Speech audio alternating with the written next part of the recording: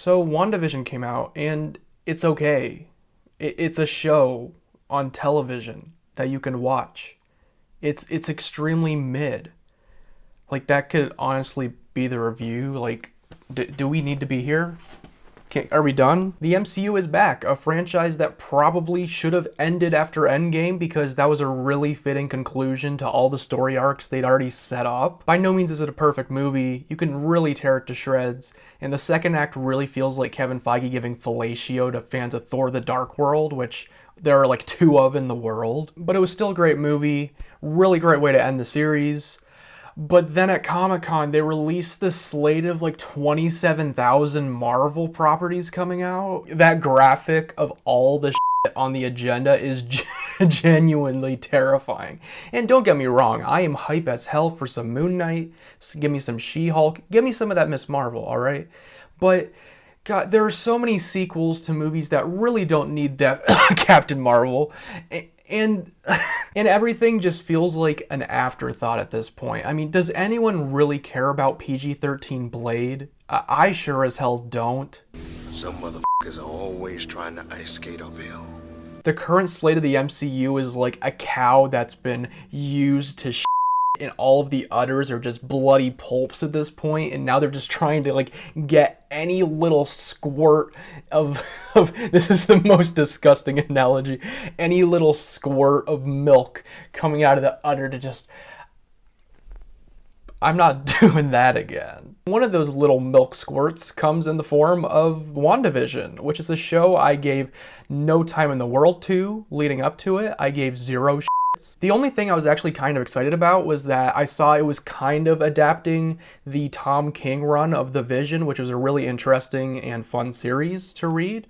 But the series really doesn't have that much from that series outside of the dog being named Sparky and them being in a suburban home. Everyone's seen it, but in case you haven't, it's basically a Marvel version of a sitcom for a little bit of it before it turns into typical MCU generic CGI battle light in the sky fight that we've seen 27 million times. I'll start without spoilers in case you haven't seen this, but honestly, if you're in my target demo, then you probably have. But some of the positives I have, everyone's been saying it, they've been saying this to death. It is a nice change of pace for the MCU, not in general, because a lot of shows and movies try different things, and you'll have special episodes of different TV shows. It's really nothing new in that department. But the MCU is so accustomed to this generic formula of flavor of the week Ant-Man and the Wasps and Captain Marvel that having anything a little bit different automatically feels like, oh my god, they're breaking new ground. It broke new ground! Literally, the MCU format at this point is more tired than Old Yeller after he got shot in the head. So they literally could have done anything else and it would have been a breath of fresh air. And in this case, it is, I guess. And they really could have half-assed the whole sitcom thing, but they did feel very authentic, and some of the parodies are pretty cute. There was a lot of interesting stuff going on. Does this lean too much on nostalgia? Oh boy, yeah. But still kind of refreshing. One thing that was also kind of interesting about this was that it's far more of a character study than past Marvel properties. And not to say that those don't flesh out the characters, they definitely do, but this one's more dependent on Wanda as a whole and where she's at emotionally, how she's dealing with stress and grief from past incidents in previous movies. That being said, a lot of the episodes feel very expository. There's one in particular that to me felt like a Christmas Carol, but with some character leading Wanda through all these parts of her life. So I don't think they did the best job with the character study. I think they could have integrated it a little bit better throughout the entire show, but still a nice change of pace, I guess. Another thing to mention is that to me, Wanda and Vision in the movies have never had any chemistry. I'm sorry, but in the scene in Civil War where they're cooking soup or something, I was very limp. There was zero sexual tension in that room. So I was surprised to see that this is actually the first time I've actually felt their chemistry at all, and especially toward the end of the series, when you have more of the emotional beats coming together. That's when you really feel their relationship and you buy it for the first time. I mean, for once, he's not just a sex toy for Wanda. I also really like Monica as a character. I thought the way she was introduced was really interesting, and she had some interesting revelations later.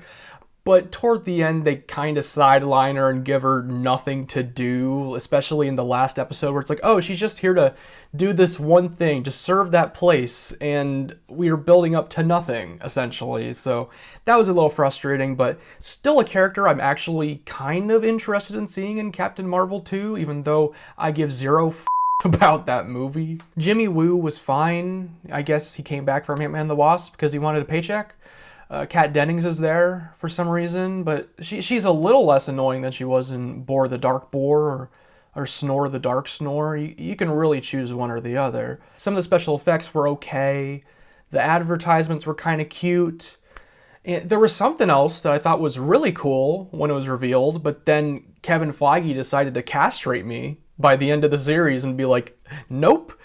So, all right, I think it's time for spoilers, is it not? One of the main problems with the show is not even a fault of the show itself. It's the fault of so many false expectations. And this was really brought about through a lot of YouTube channels, a lot of news outlets thinking, oh, well, this is connected to the new Doctor Strange Multiverse of Madness. Clearly, they're going to bring in the X-Men. Maybe the Fantastic Four will show up. All these things will happen. Well, it turns out that none of these things happen. This has nothing to do with any multiverse. So many people were set up for really nothing. And I love how some YouTubers, like, I like John Campea, he's cool, but how in the world do you make 8 hours worth of videos for each episode that's only 30 minutes long?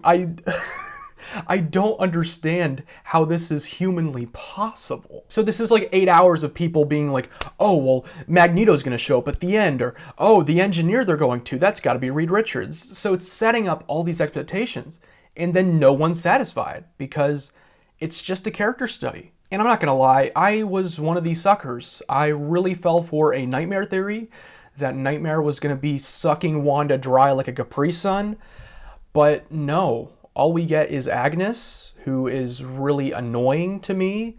She's not funny. I liked her little song. I thought that was cute, but she was not intimidating. She was just really annoying. Another thing that was so frustrating about Agnes is that it was so predictable, because one of my friends was telling me one day that, oh, well, Agnes has to be the villain because this, and that. And I'm thinking, that makes so much sense. Like, that's so direct and clear that there's no way that Kevin Feige would do this. That seems way too predictable. But then I turned my brain on later and I was like, this is the MCU we're talking about. This is the franchise that never takes risks, that when they actually kill a character, they bring them back. So why would I even fathom that they would do something interesting? And like I said, I really could not stand the Agnes character. I don't have a problem with Kathryn Hahn.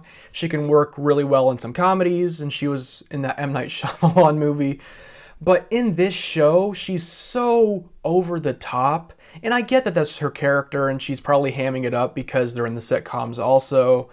But I really could not stand her. In the fight she has with Wanda in the last episode, it does not look great. And it is a TV show, but it looks bad. It's giant beam lights in the sky, which we've seen in every damn movie. It honestly was starting to rival the CGI fight in Venom for which one has the worst special effects. Another thing that really turned me off about this fight was that it turned into everything I really criticize about the MCU in modern day, because it took an interesting concept of the sitcoms, which everyone said, oh, this is a breath of fresh air.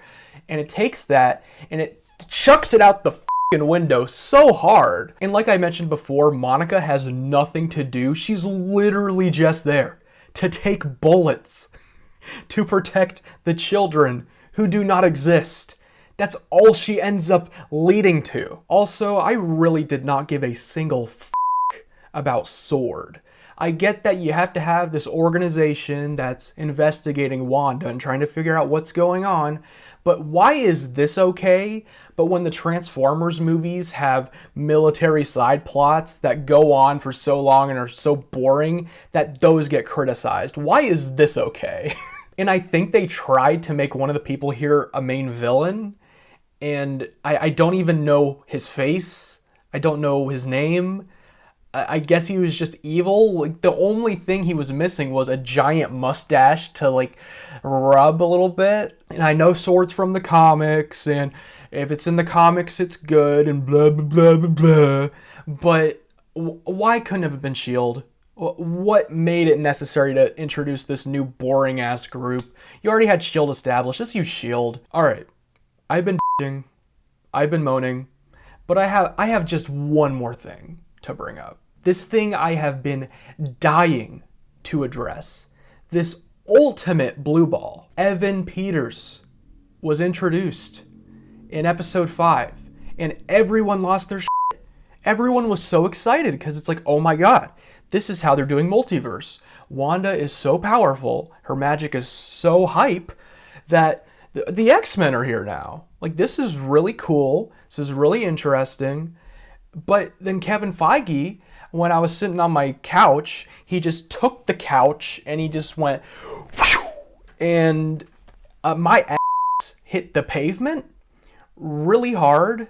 There happened to be spikes on the pavement. They hit my testicles. My balls just deflated. I had to go to the ER, and I no longer have a dick. I just don't see the point of this. I get it. Shows have red herrings. They do this kind of thing all the time. But this is the ultimate troll, and not in a good way. This is like in a Trevor from Iron Man 3 Mandarin kind of way, where maybe on paper it's a really cool and interesting way to trick the audience or to mislead them, but it just leads to false expectations once again, and then just pissing everyone off at the end of the day. It was so disrespectful. It was like Marvel was dipping its toes into doing something interesting, but never fully got there. Kind of like, well, you know. It was like dipping its toes into comic book world, but never fully got there. It's like a girl never fully getting an orgasm. I'm sure Twisted Turd knows. Oops, Twisted Turd never got so, yeah. But yes. That's a real person on the internet. A real and disturbing person. One thing I will add to wrap this up, the Scarlet Witch costume looks great, looks awesome. It made me 12 gallons. So they gave me that. So those are basically my thoughts on WandaVision. I mean, overall I liked it. It wasn't the worst thing in the world. I didn't hate my life while watching it, so I guess that's a positive. There were some interesting things going on. There were some cool sitcom-y elements that were creative, but ultimately it just led to a lot of disappointment for me. It really did not go directions that I found remotely intriguing. So at the end of the day, I was a little mid on the show, but I still enjoyed watching it. I can't deny that. I guess I'm sounding pretty negative on the show, but I did enjoy it overall, and it was nice to have some Marvel thing come out after a year and a half of nothing, I guess. I just hope the Falcon and Winter Soldier is a little more rewarding. That's all. It's all good though, because we have the greatest cinematic experience. The ultimate Kino coming in just a few days. You already know what I'm talking about. Zack Snyder's Justice League. I know it seems like a meme. We live in a society, but I mean, that's a fact if we're being honest. And are you really trying to tell me that Jared Leto's Joker is whack? Like, is that what you're trying to say right now? You're telling me this is whack? All right, it's pretty shit.